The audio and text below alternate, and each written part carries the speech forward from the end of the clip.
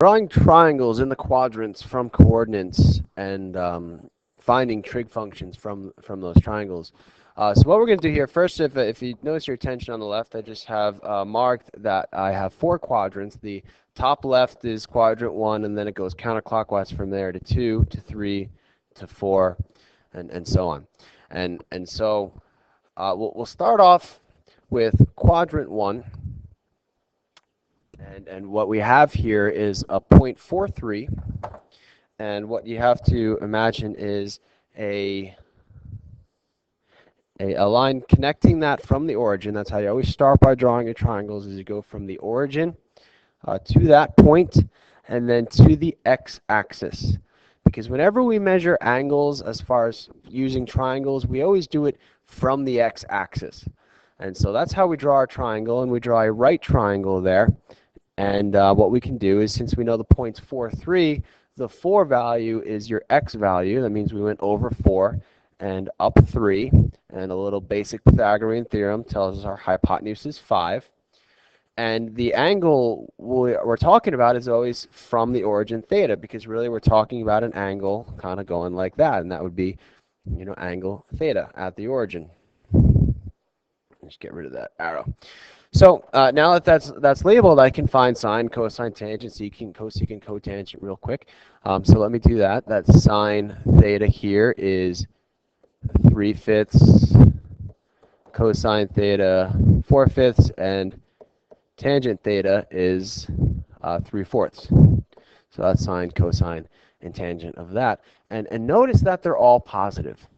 So what that means is we actually like to, in our first quadrant, not only put a 1 to represent quadrant 1, but a lot of times you'll see us put a capital A there, like this.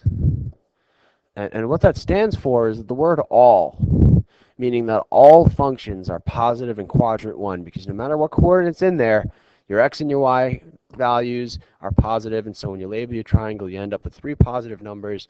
And so obviously sine, cosine, tangent are all positive functions. In the second quadrant, I have a point -3, 1. And so if I draw my point from the origin, and then again, there's 2 options to draw the triangle here. I could draw it to the y-axis or the x-axis. And what you have to remember is that we always draw it to the x-axis. And there's your right angle.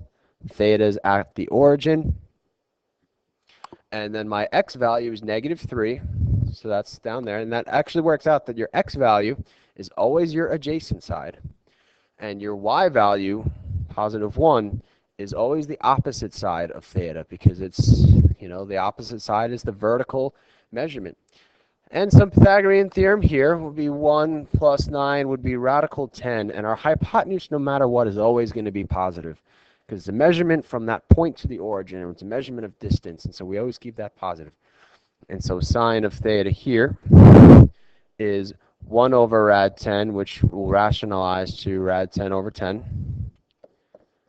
Cosine of theta is going to be -3 rad 10 over 10 after rationalizing. And tangent of theta is going to be -1/3. And notice that sine is the only one that's positive. And so that's why in quadrant 2, we tend to put a big S, standing for sine, to remind us that only sine, and its reciprocal, of course, cosecant, but only sine out of the basic 3 is positive in quadrant 2. Now, when you get into reciprocals, the reciprocals are the same signs as their reciprocals. So cosecant's positive there, but secant and cotangent are not, because cosine and tangent are not. All right, moving down a little bit, and I have examples here of quadrants 3 and 4. Quadrant 3 is here. And so we draw our triangle first from the origin to the point, and then straight to the x-axis, and label our adjacent side. Your x-axis is always the adjacent side as the x value, -3, and our opposite side, -rad7. So Pythagorean theorem here, it's going to be 9 and 7 is 16, and we end up with just a 4. And so you can do sine, cosine, tangent real quick. Sine theta is going to be -rad7 over 4. The important concept here is that's negative. Cosine theta is going to be -3 over 4, but tangent theta will be negative rad 7 over a negative 3. And what happens when they're both negative is the whole thing becomes positive.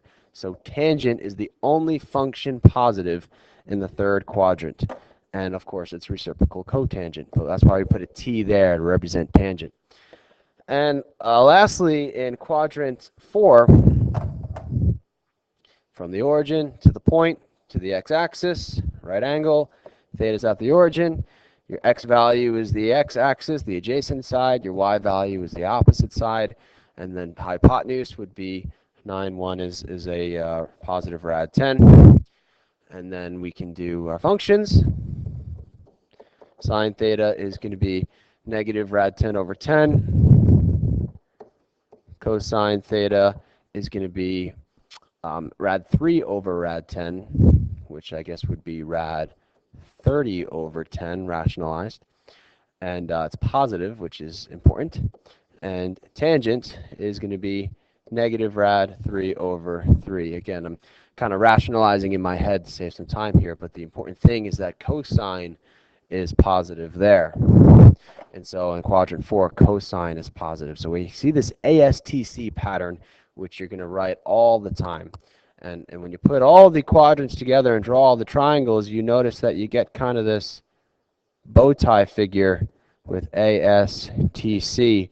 Remembering that in quadrant 1, they're all positive. In quadrant 2, only sine and its reciprocal. In quadrant 3, only tangent is reciprocal. In quadrant 4, only cosine and its reciprocal. And a way of remembering ASTC is that all students take calculus. Or you could come up with something a little bit more creative yourself.